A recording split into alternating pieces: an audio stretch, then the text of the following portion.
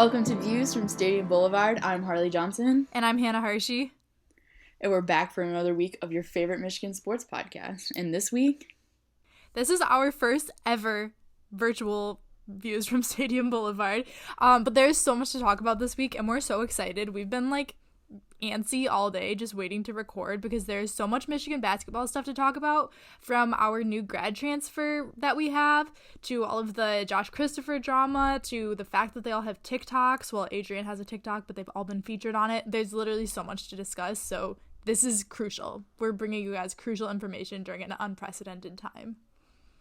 That is very true. And to reiterate that, we figured since there wasn't going to be a whole lot of sports given what's going on in the world, that we wouldn't really have a lot of content to warrant a Michigan sports podcast. But lo and behold, we've been very active as a sports community in this weird, unprecedented time.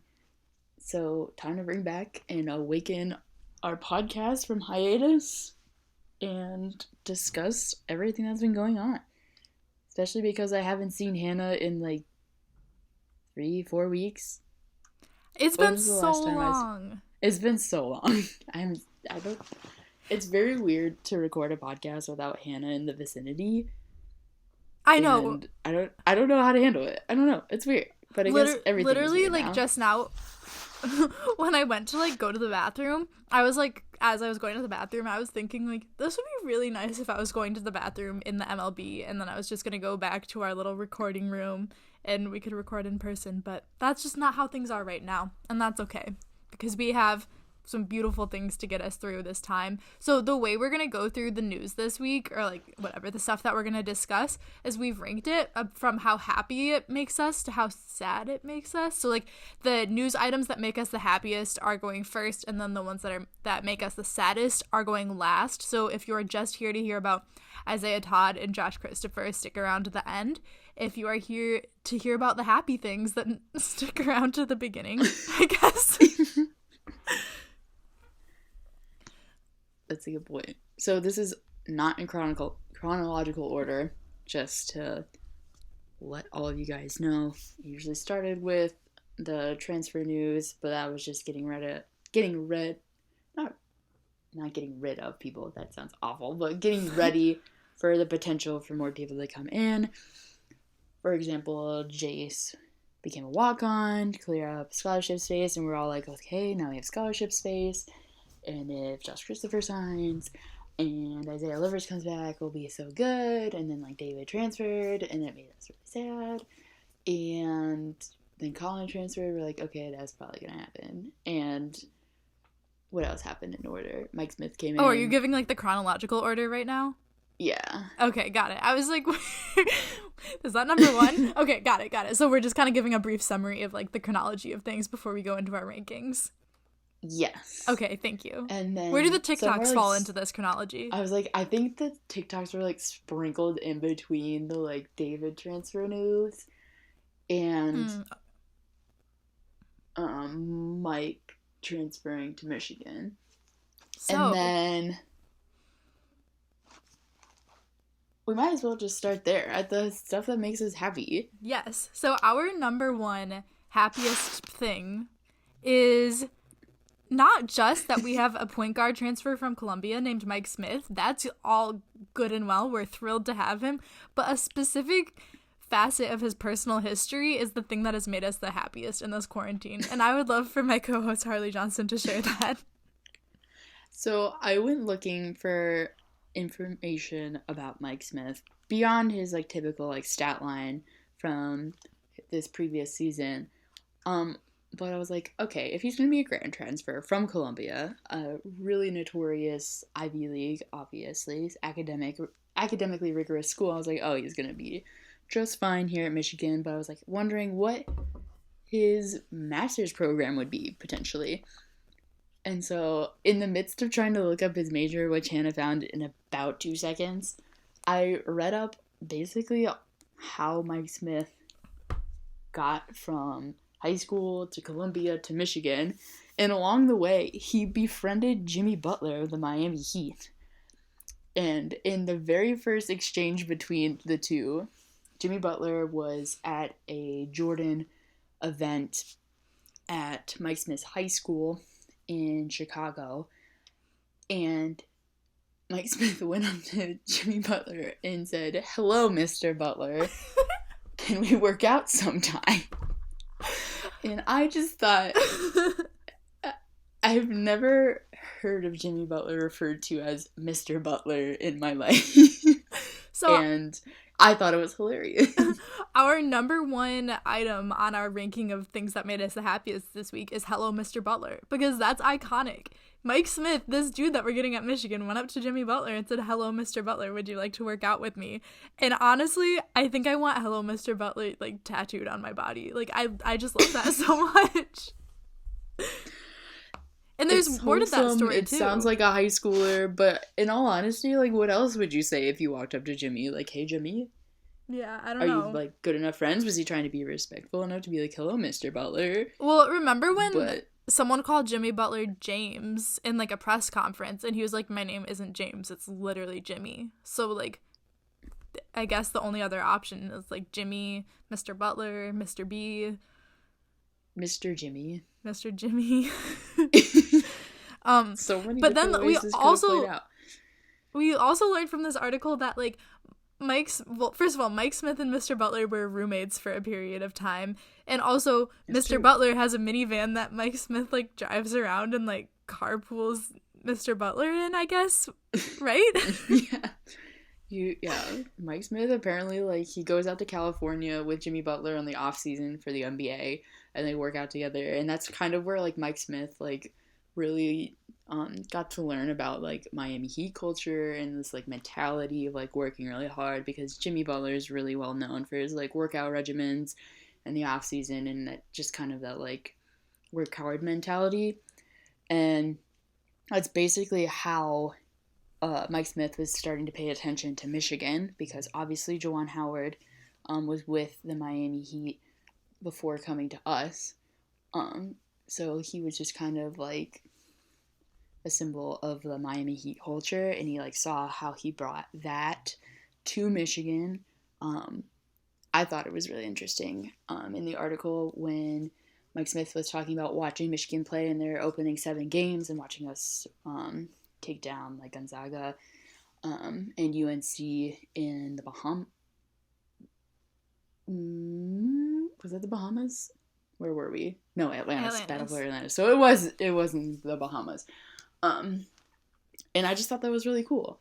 And he saw Juwan and how he was leading his team, and he said he wanted to be a part of that. And I think that I don't know. The article made Mike Smith just, like, so likable, and obviously, I'm really excited to see what he's going to offer at Michigan. Yeah. And I mean, like, the guard position is, so Mike Smith is a point guard, and obviously, like, we know now that, like, we need point guards. So, we need him. He seems like a really likable guy, a good player. He's friends with Mr. Butler. Honestly, this is a good item. This is something for Michigan fans to think about and smile about.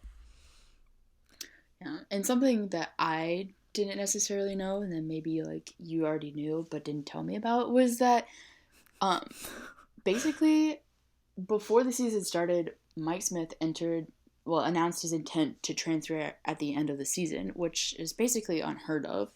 But that's because his junior season, he tore his meniscus, and the Ivy League doesn't grant medical red shirts, and also they don't allow for grad students to play. So basically, because of how old the rules are for the Ivy League, he had to leave if he wanted to continue playing basketball. And a lot of people gave him flack for it, saying, like, he wouldn't be all in for his team, but he boasted 22.8 points per game, 4.5 assists, and 4.1 rebounds on this last season. And he also had 62 3-pointers. So that obviously didn't hinder his, like, ability to play for his team and change the team dynamic at all. Because, like, he mentioned repeatedly that he kind of took on the, like, same mentality that he's been mentored on since developing his relationship with Mr. Butler. So, Yeah, he's a really interesting player, and I love point guards, obviously, if you know anything about me. So he might be in the running. I know we're going to discuss this later, but because David DeJulius transferred, I am in need of a new point guard. Well, you're in need of a new favorite player, not necessarily a point guard. Well, historically, it's been point guards that are my favorite players, that is but true. Yeah, we'll see what happens. So excited about that. I think reading that article about him. Where was that article published? That's a good question. I'm gonna go find it. Okay. You can move on. While you're looking at that, our second item on our happiness ranking is that we still have Hunter, Terrence, Zeb, Mike, Jace. So basically, a lot of Michigan fans have been really upset lately for completely valid reasons, but we had 2 5-stars that we thought were going to be in our 2020 recruiting class who Isaiah Todd decommitted, Josh Christopher never committed, but he had some crystal balls in for Michigan, so we kind of assumed that he might be going here. He ended up committing to ASU. We'll get into that later, but Michigan fans have been really bummed out that we lost those 2 5-stars, and so the thing that makes Harley and me happy, is that we still have a really good upcoming recruiting class. It's the highest ranked class we've had since 2013, and we all know and love the 2013 recruiting class. It's the number 1 ranked recruiting class in the Big Ten, and like, it's a really good class, and they seem like really fun, good guys. Like, I'm just genuinely so excited for this team. Jace Howard was gonna be a walk-on for like a second there. He announced that he was gonna walk on to make scholarship room, presumably for Isaiah Todd and Josh Christopher. That's no longer a thing, so Jace Howard got his scholarship back. And yeah, there's just literally so much to be excited about with this upcoming class. Yeah, I was thinking a lot about Jace Howard kind of not like rescinding his scholarship, but being willing to be a walk-on. And I think just like that, like being all in for like the team mentality was just, I was in awe, honestly. It just demonstrated like how much he cares about like the success of this team. And he would still obviously be like a crucial like part of the 2020 class if Josh Christopher decided to come, which he didn't. But his willingness to like do that for the sake of like Michigan without even wearing a Michigan jersey yet and playing a single minute for our team, he just gained all of my respect for that. Definitely. And obviously like his family can very much afford to go to Michigan, but I don't necessarily know those conversations that were happening about his scholarship, but like even just the fact that he allowed it to happen just shows that somewhere along the line he was like, I will do what it takes to be for whatever it takes for this team to be successful. And I don't know, we need more guys like that, and I think that's awesome. Obviously I don't know, I'm just assuming that's what happened. But now obviously he has a scholarship and is well deserving of one, and I'm excited to watch Jace Howard play basketball. And I think something a lot of people don't realize is it's more than just the cost of tuition that you get from being a scholarship athlete at a D1 school. Like, it's not like it was just a matter of, oh, now Juwan has to pay this tuition that he can completely afford. There are a lot of benefits that scholarship athletes have that walk-ons don't, just like access to facilities and different resources on campus that Jace was willing to forego if he walked on. So I think that's important to realize. It's more than just like having your tuition paid for. That's an excellent point that I forgot about, but thank you for bringing that up. But no. And then something that we thought was funny, first of all, Hunter Dickinson, who's our center in the 2020 recruiting class, he seems so funny on Twitter. I really like him, but he had tweeted a picture of Juwan. He's so sassy. He's so sassy. He tweeted a picture of Juwan and said, "Trust this man," when all the Michigan fans were freaking out. And then when Isaiah Todd decommitted, Hunter tweeted, "Would have thought all of us decommitted right after too." And Terrence replied and was like, "No cap," because literally all of Twitter was freaking out, and Hunter's like, "Hey, what about me? Like, I'm still here." So that was funny. Yeah, keep in mind, Michigan fans, like, when Hunter, like, Dickinson went up against, like, the number one recruit in the 2020 class, he, like, destroyed him and then, like, was talking about it in the, like, interview after the game. And, like, this kind of guy is, like, coming to play for Michigan. So, like, we need to give the people that are staying for the 2020 class, like, the respect they deserve. Because Zeb obviously has been committed for, like, 2 years now. He has never wavered, and I respect that. We just talked about Jace, and then Hunter is so sassy, and Terrence signed his national letter of intent, so he is 100% committed to us. And we have to be, like, thankful for the people that are already here and are already willing to stay. And I know we could think about, like, what could have been if we had Isaiah Todd and also Josh Christopher, but at the end of the day, like, we can still be grateful for what we have left, and, like, we can still be a dominant team with, like, the group that we're bringing in. Because in all honesty, like, just watching how, like, Michigan fans, like, reacted and, like, ignoring the rest of the 2020 class, they're gonna play with a mentality to prove a point. And I can't wait to see the, like, hunger and tenacity that they're gonna play with, because that was honestly disrespectful to them. So I'm excited. Yeah, Michigan fans, we can get into this a little bit more when we talk about Josh Christopher, but Michigan fans on Twitter are like, love them. I'm one of them, but so annoying. So annoying. But yeah, this is literally such a good recruiting class. Juwan Howard has been on the job for less than a year, and he already has the number one ranked class in the Big Ten. And this is on, like, he literally has nothing to, like, all he has for recruits is, like, a pitch, like, basically just saying, hey, I can get you to the NBA. He doesn't have anything to be like, I've gotten this guy to the NBA, I've gotten this guy to the NBA, this is how well I did in March last year. Like, this is solely just on who he is. So I'm so excited to see how good his recruiting will be once he actually has stuff to show for it and be like, hey, look at how I developed all these guys and sent them to the NBA. That's so true. I'm excited. Me too. I miss Michigan basketball so much that, like, having them back whenever that is, and to see how our team is, it's gonna be so good. It's gonna be so good. Okay, moving on to number 3, the thing that made us the third happiest, but honestly, like, this was a contender for number 1, is Adrien Nunez's TikToks. Specifically the ones that have involved player highlights of Michigan players past, present. I don't know if future has been incorporated yet, but maybe we should pitch that to Adrien Nunez, because that would also be great.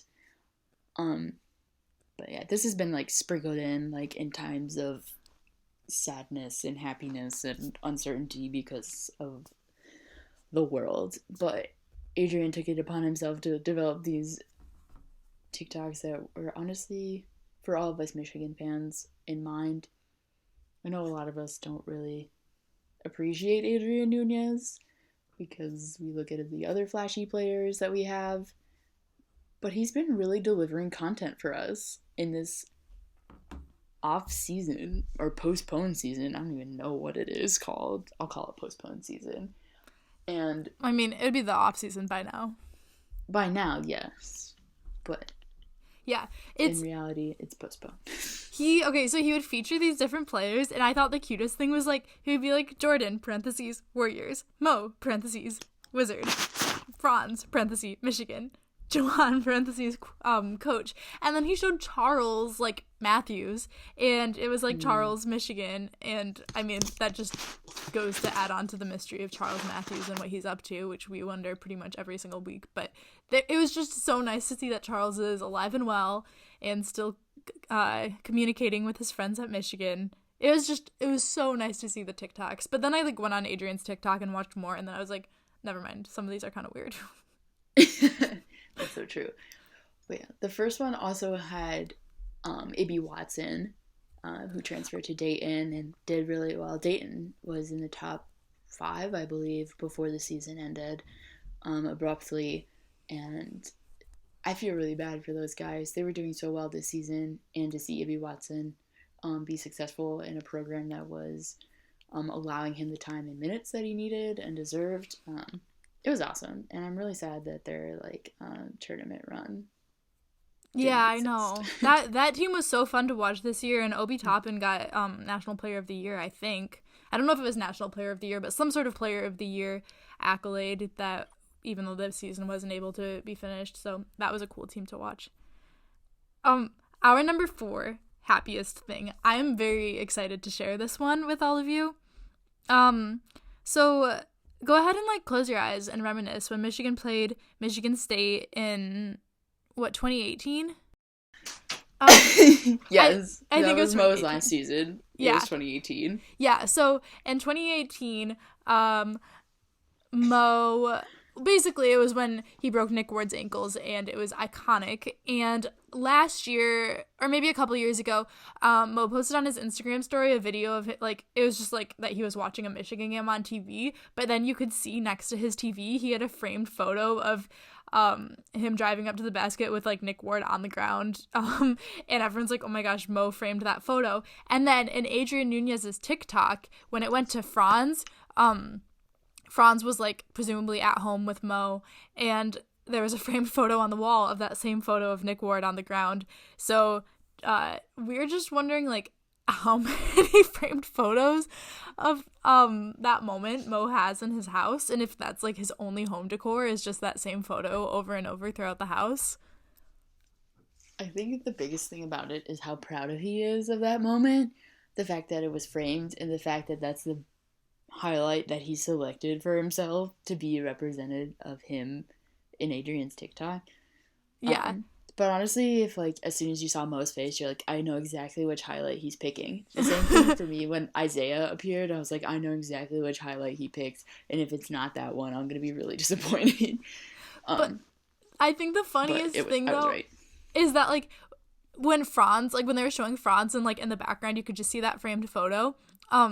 Yeah. Like, he was just in front of, like, a plain white wall, and that photo was the only decoration on it, so you know they, like, intentionally chose that. Like, he was probably like, Franz, over here, let's do it with that in the background. I feel like that had already been up there because Mo has probably been living in D.C. for over a year now. No, yeah, but they chose that wall to have Franz in front of. That's a good point. Or maybe Franz is like, you know, it would be funny, because I know you're picking the Nick Ward highlight, as if I sat in front of it. Exactly. And Mo was like, that's such a great idea. Let's do it. Yeah, exactly. I love that they chose that. It's lovely. How many do you think is too many to have in your house? I don't know. I feel like it'd be tough to hit a point where I say it's too many, just because it's so funny that like you could really justify any amount. I do think you could maybe reach a point where it's like, okay, do something else. Like, there are other moments that Mo's had that he could also frame, but like him galloping into the reporters. Yeah, that's what exactly what I was thinking. I'm glad that we had the same mentality. Yeah, I don't know. How many do you think is too many? I was thinking, I think 4 is good. Yeah. It's a good max. I also think it depends on the size of the house. The one, like, it looked like it was kind of near, like, a kitchen sitting area. Obviously, the one in front of his TV was pretty cool. So that's, like, one in your room, one where everyone else can see, in, like, a more public place. Maybe I would, like, have one, like, magneted to my fridge. So that's 3. What about, like, 4, a pillow with it on it? Ooh, or, like, a mug? Oh, like one of those mugs that when you, like, fill it up, the picture appears. Yeah, can we get him one for his birthday? Yeah, let's do that. Can we get one for my birthday, since it's coming up soon? Yes, definitely. Okay. Wait, should we, like, manifest what we want for our birthday? Or, like, no? What do we want to manifest for our birthday? I just want to put this out here. This is kind of off topic, but if Justin Bieber and the Rascal Flatts want to do a Zoom call with Harley and me for Harley's birthday, we are available. Okay, so number 5. Harley, do you want to say number 5 on our list of happy things? Well, okay, they're progressively getting sadder. That's true.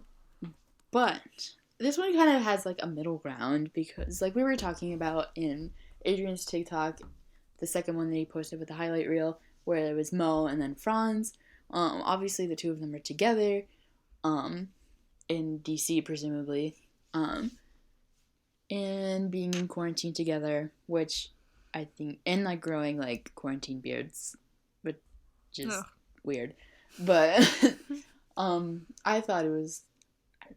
I feel like at this time, like you definitely want to be like with your family. So it makes all the sense that like Franz left Ann Arbor to be with basically his only family that's on this side of the world, and I think that's like really comforting and like adorable. But also, I know ever since Isaiah declared that he was going to be looking at the NBA, that a lot of us were thinking about Franz. He didn't get Big Ten Freshman of the Year, but I know he was in talks of being that. Obviously, he developed a lot over the season. He did astronomically better than Mo did his freshman year. And I guess like NBA talk could be something that the two of them are doing. I don't think anything has been broken recently about if that's actual intentions for Franz, but I'm a little nervous about it just because that could be something he's already played professionally. He did really well this year. But if anything, I think Franz is just going to maybe look at the NBA, see what he needs to work on and develop. Honestly, I think he needs to get bigger and stronger, but he's already played really well as scrawny as he is. So it's really up in the air. So I think that's why it kind of fell in the middle of our list, because we love that the Wagner brothers are together, but also that means like they could be discussing things that could make Michigan fans really sad. Yeah, I also think as much of a chance that there is that Mo is telling Franz, like, come play in the NBA with me, Mo could also be, like, Mo loved his time at Michigan, and I think there's a decent chance Mo is also saying, like, no, dude, like, stay another year, like, you're gonna be glad you did, get some more experience under your belt. I think it could be going either way, but I do love the fact that, like, they're together. It's so cute. It's true. And it seems that Franz fits in really well with what Juwan Howard is doing. And that's probably like one of the things that were probably into consideration for why Colin and David transferred. Maybe they just didn't fit as well into the Howard system as they did with Beeline. So I think Franz has adapted really well into what Juwan Howard is doing.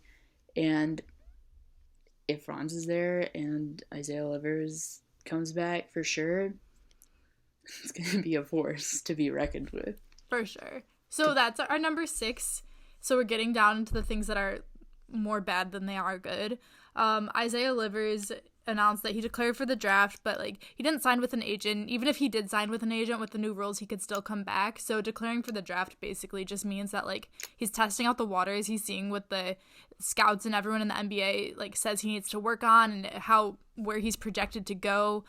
He hasn't been on a lot of the draft boards, so I think there's a decent chance that he'll still come back, but especially now that we know that we don't have Isaiah T or Josh Christopher, Isaiah L could very well come back, but we'll see. I don't know if I have a strong opinion either way. At the beginning of this season, I would have said like, yeah, he's going to be NBA ready by the end of this season, but considering he spent so much of this season injured, he just didn't really get a chance to show off his abilities as much, and also like I don't know, I'm not going to say he like regressed, but like he didn't improve as much throughout the course of the season as he maybe could have.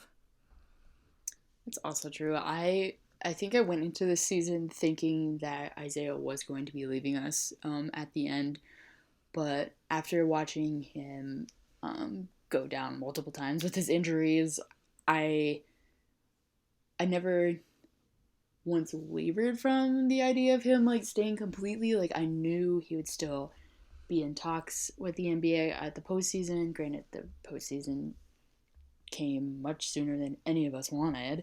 But I still didn't like think it was a shock when like the news hit that Isaiah was testing out the NBA. Like that was something that was probably on every Michigan fan's mind at the beginning of the season. Like we already knew this. It wasn't sad. Yeah, I think it would have been kind of stupid if he didn't declare for the draft, honestly. He has nothing to lose from at least learning. Did he declare last year? No. No? Okay. I don't think so. I think it was just Jordan and Charles. Yeah, and Iggy, yeah. That's it. But I honestly think Isaiah could go either way. He was. I think he our leading scorer. I can't Um, even remember. It's been so long. I know, I can't It's remember so either, bad but of he was me. definitely our leading I'm scorer when pretty he sure. played. Like, in the games he played, he It's usually true. was. I don't know if he was throughout the course of the season. I'm going to just assume that he was. And Yeah. if I'm wrong, you can send your torches and pitchforks at me, Michigan fans and men.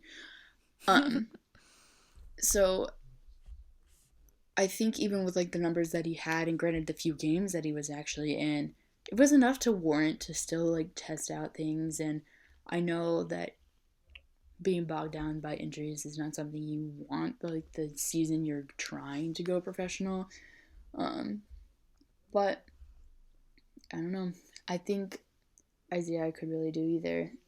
Obviously, all of us would appreciate seeing Isaiah for a full season instead of like majority of the season, but not the fun part of the season. Um, Maybe I would like to see Isaiah win a championship and then go on to the NBA. Wouldn't we all? But I feel like dreaming too big can end up getting you hurt. So I'll just keep that to myself. Yeah, no, I definitely agree with everything you said. Like, it's a coin toss at this point. I mean, like, it's just a matter of the conversations he's having. And also, since everything looks so different this year, there's no, like, in-person combine or anything, I think the decision-making is probably, like, it looks a lot different this year. Not that I know a lot Mm. about what it looked like before even, but it's just a different conversation this year.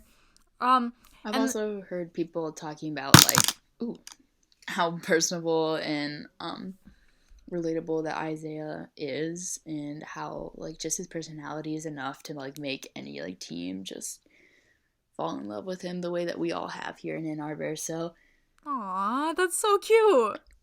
you know, and plus he already has like friends in the NBA that would probably are willing to go to bat for him. John Beeline will definitely do the same thing as like a host. Yeah. Yeah, that's true. So like, yeah, what were Um, you saying? Sorry, I cut you off. oh, well, I'm just thinking of, like, I wonder what John Beeline's doing right now, but, um, yeah, so, like, Isaiah Livers testing the waters of the NBA, and then number 7 on our list, this is definitely something that makes us more sad, is Colin Castleton and David DeJulius are both entered the transfer portal. We found out David DeJulius committed to Cincinnati, so he's going to be a Bearcat.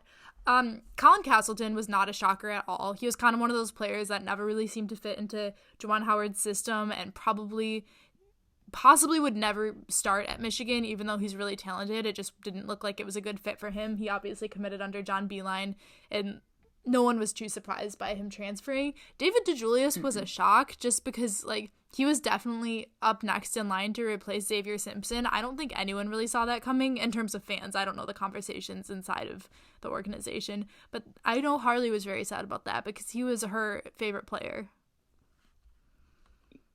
Yeah, much like Hannah said, when Colin announced after David did, but when Colin announced, I was like, yeah, that was kind of what I was like, not expecting, but like thinking what would happen at the end of the season.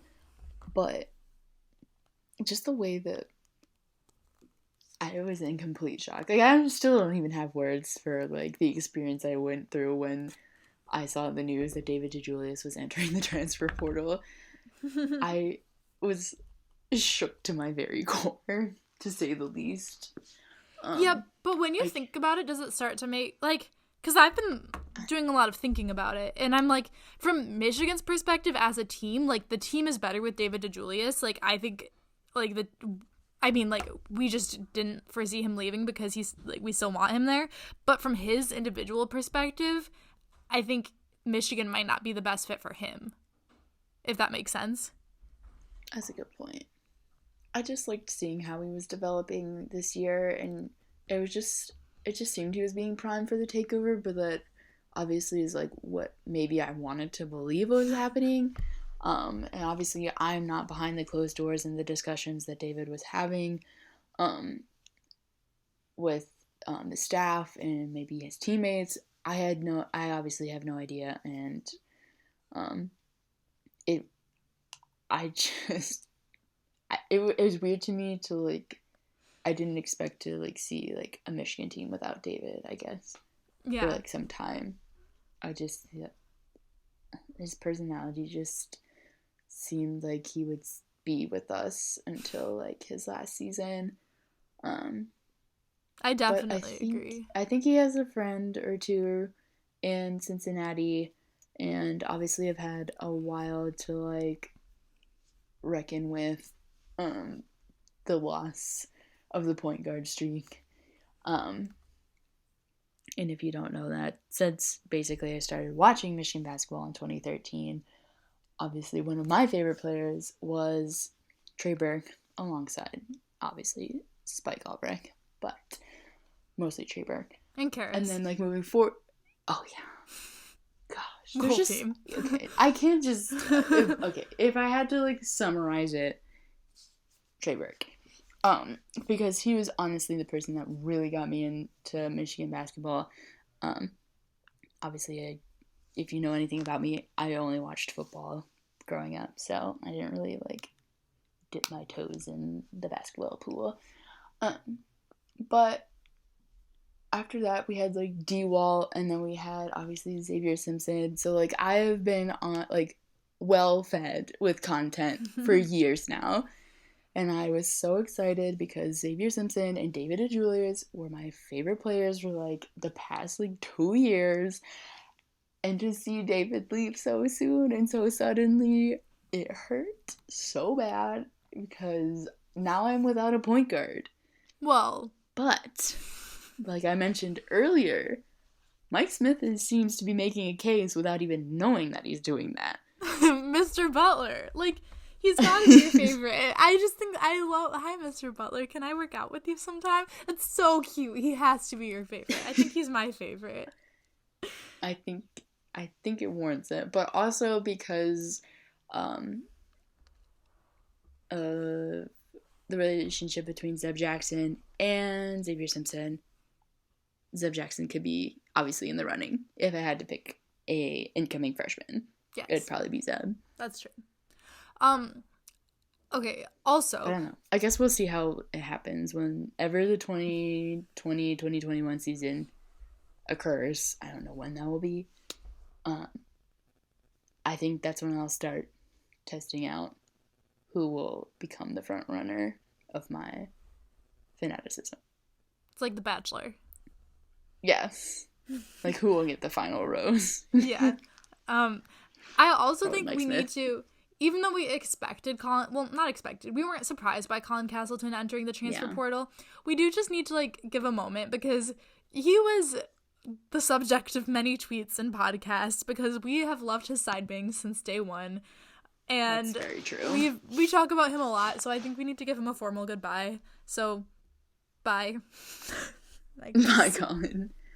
But also, while we weren't exactly surprised, I was very proud of the amount of attention he got since entering the transfer portal. Like, a lot of schools were interested in him.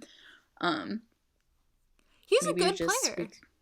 He has the talent, and a lot of people saw, like, his dedication to, like, developing his craft, like in that post-game video of him at the free throw line. So yeah, schools like South Carolina, Texas A&M, Notre Dame, Stanford, and Virginia Tech, to name a few, are some of the schools that announced interest in Colin. And I just think that's so awesome that so many people, like, as soon as they saw Colin Castleton's name enter the transfer portal, they're like, yay. They're like, I want him to come play for my school. And I was like, that's so awesome. So I wish him and his side bangs the best. A Florida boy probably didn't want to be in Michigan because it's so freaking cold. Yeah, but I always saw him walking around without a coat. And I'm like, what are you doing, Florida boy? But he's also a boy, so. That's true. Boys don't wear coats.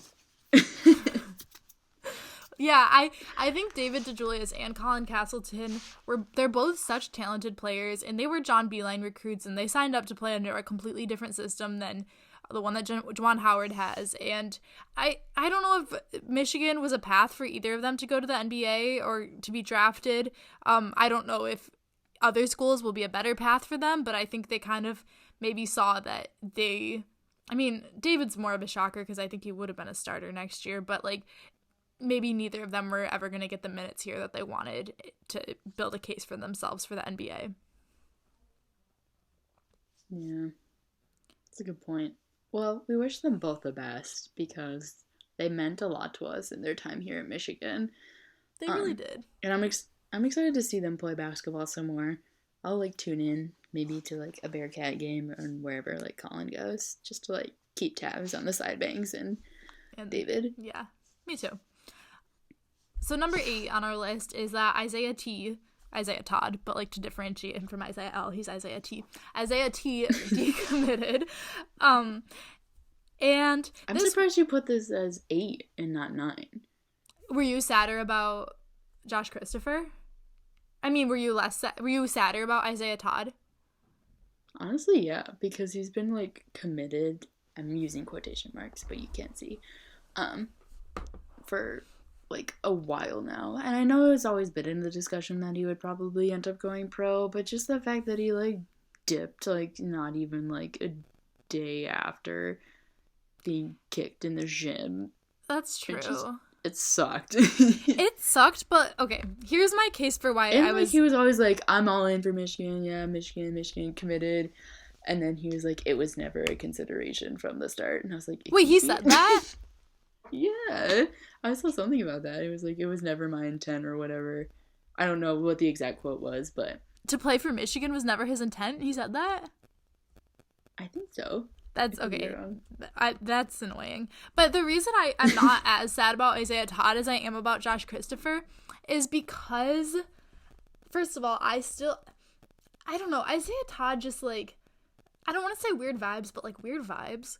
Like, first of all, I don't know if he would have started at Michigan. I don't think he would have been as big of a difference maker as Josh Christopher would have.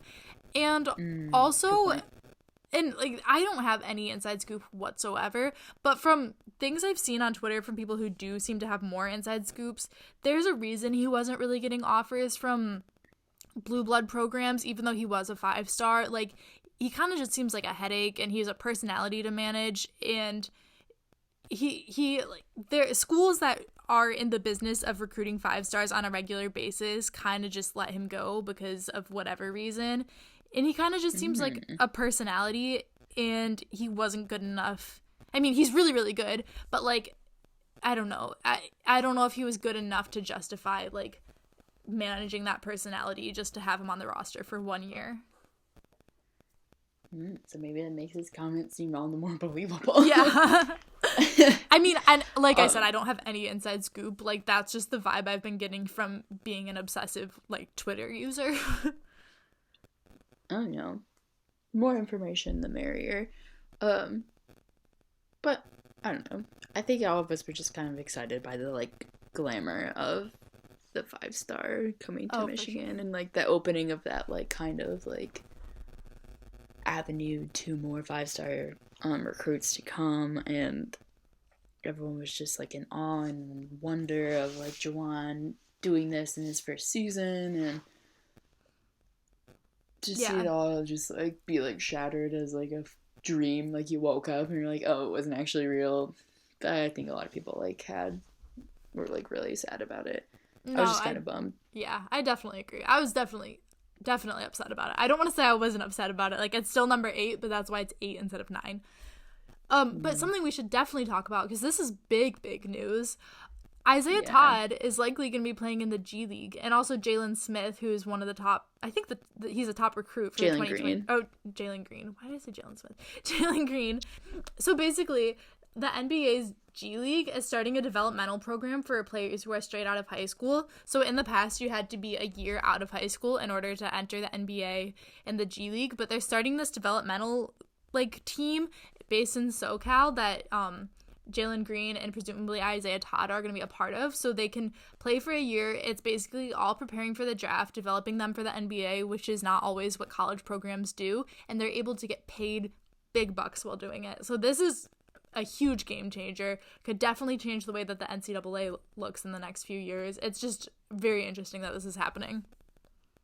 I thought it was so fascinating, like reading and like listening to like what other people were like saying about this, because it begs the question, like, why wouldn't more recruits do this? If you're thinking about it, like, you'd be in the G League, which is an NBA affiliate. You will be training with other NBA prospects, that are, or other players that are trying to get into the NBA through the G League, and you're getting paid.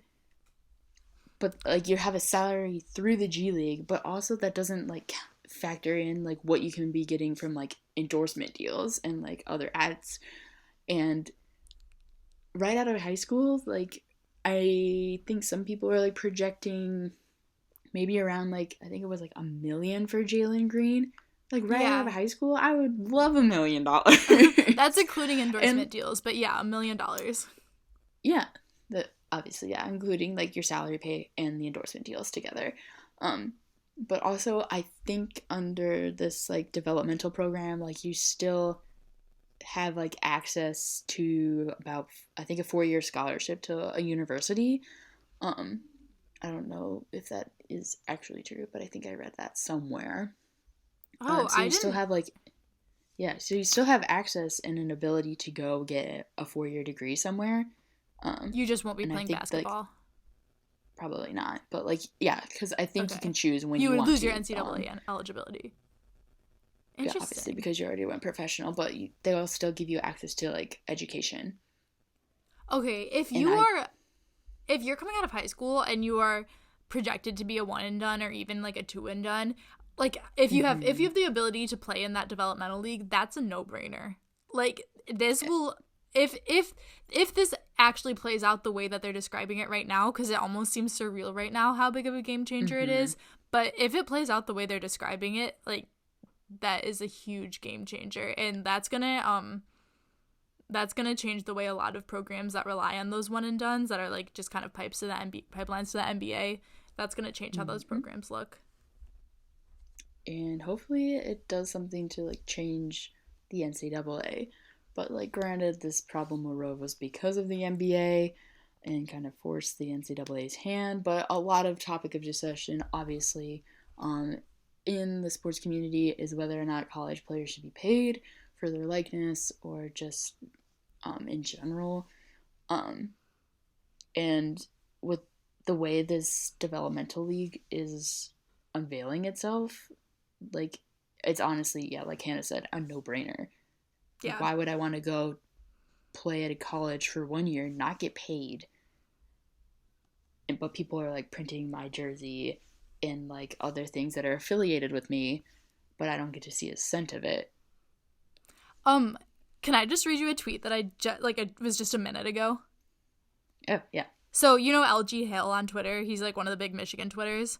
Or yeah. she, I don't know. But this new G League rule will be a major disruptor to college hoops. And of course, it happens right when Michigan replaces a master developer with a master recruiter. Couldn't be worse timing. Cue what a Michigan fan, being a Michigan fan is like tweet. Which is like honestly so true. If this new developmental league came around when John Beeline was the coach, it would be perfect because we'd be like, we don't get those one and dones anyway. So now Mm-hmm. Kentucky, Duke, North Carolina, these programs that rely on one and dones, they're screwed. But Michigan is good because we don't rely on them anyway. But now we finally have a coach who's hopefully trying to his whole thing is that he's able to get these one and dones and create a pipeline to the NBA. So great timing. Love to see it.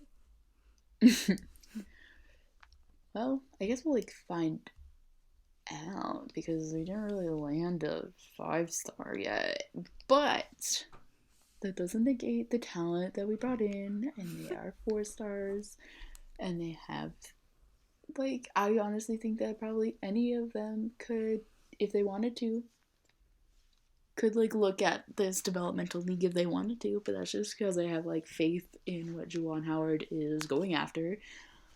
And Um, a lot of them already signed their letter of intent. that's true. Um, yeah, I think college basketball is gonna look really weird in the upcoming years if this is put into effect.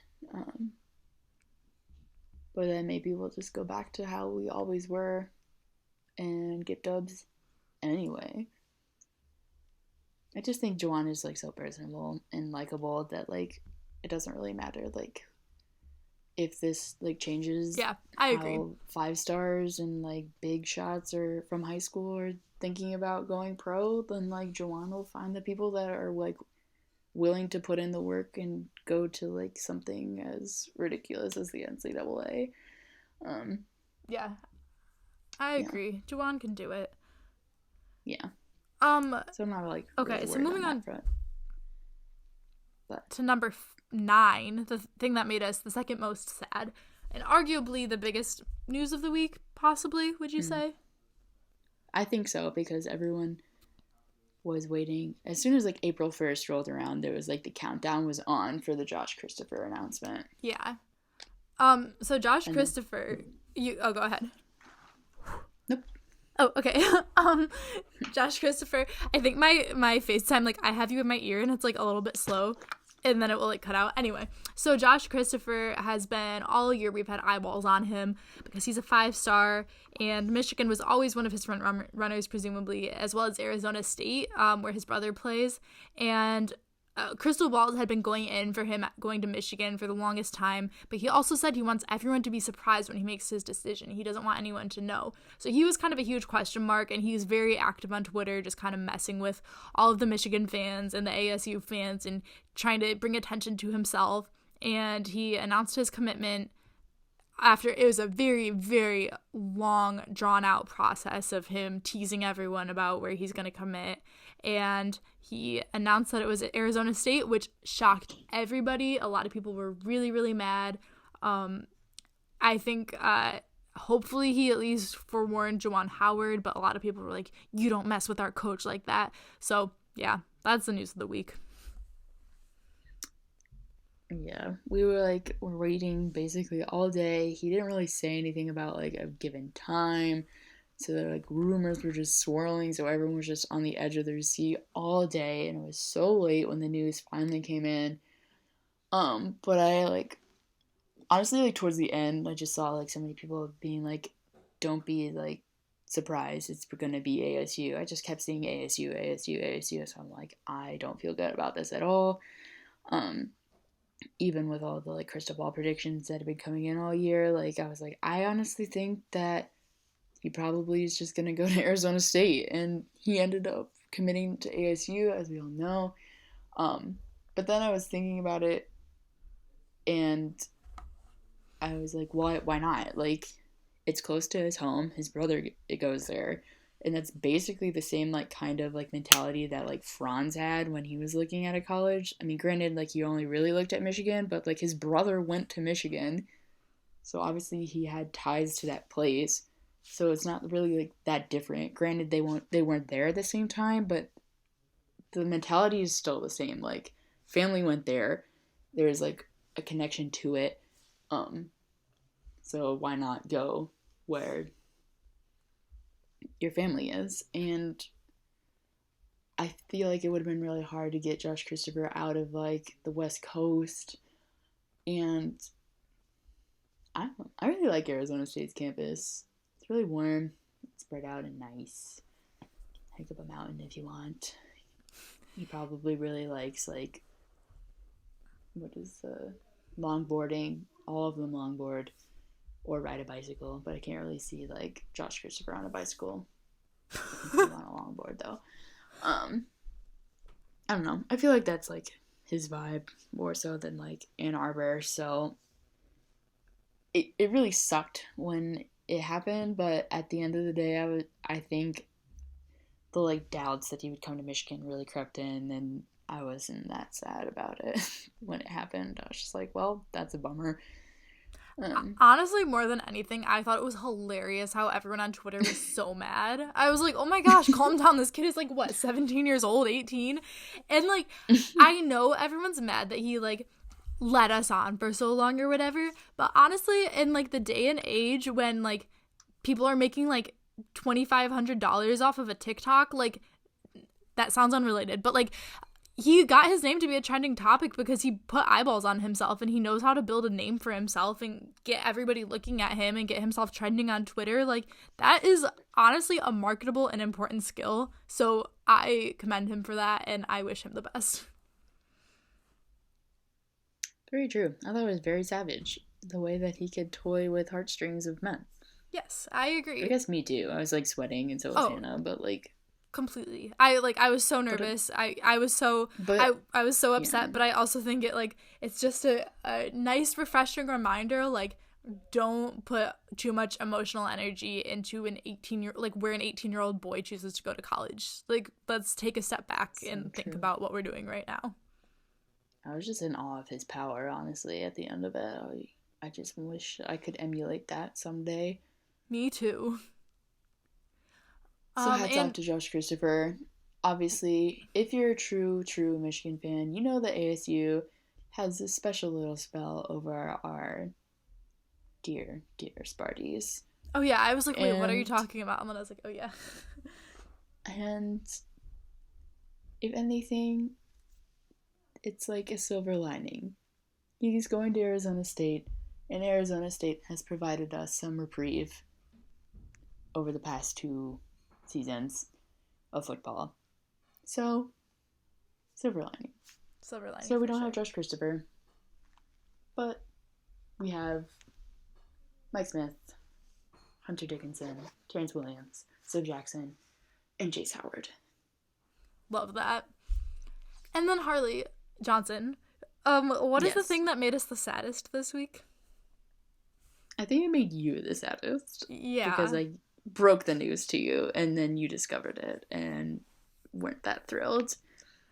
Duncan Robinson. Oh, go ahead, dear. Do you want me to break the news? Or yeah, you break it. I can't say it. It appears that in Duncan Robinson's time being isolated in his home, presumably in Miami, that he's like growing a quarantine beard, but he looks like a 13-year-old boy trying to grow facial hair. And yeah, I don't really have anything else to say. That's basically what's happening. Yeah, like, I don't know, just trying to like picture Duncan Robinson with a beard, like, it just doesn't sit well with me. It's not even a beard. Can we call it a beard? Just like... It's like, do you remember, like, well, Justin Bieber, like, perennially will, like, try to grow a mustache, and it's the most disgusting thing I've ever seen in my life. And it's just, like, when other important men in my life, like Duncan Robinson, try to do that, I'm like, guys, why do you all have to do that? It's so true. Yeah. I think a lot of people are doing that. Yeah. Maybe it's, like, a coping mechanism. Did you see Jared Goff? No. He has, like, a horrible mustache. Horrible. Horrible. Cannot stress that enough. But would we grow mustaches if we were in quarantine and we're men? I mean, like, I haven't groomed myself, so, like, if I had the capability to grow a mustache, we would grow mustaches. Right yeah, I guess I can't blame them. You heard it here first, everybody. We have grown our quarantine stashes. That's very true. It was wonderful talking to you, dear Harley. I know. I miss you, my dear Hanny. I miss you, my dear Harley. And I hope that Views is glad to have its co-hosts back. That's true. I feel like above all, Views has probably missed us the most. Yeah. Views, I missed you. I missed you too. That was so lame. But yeah, I think we're like making plans to keep this back. Probably on a weekly, maybe bi-weekly. I guess it just depends on like what's out there and what we're planning on. But keep your eyes and ears out for Views from Stadium Boulevard because we're back, and we're gonna be better than ever. The boys are back. So yeah. Yeah. We'll see y'all later, and go blue. Go blue.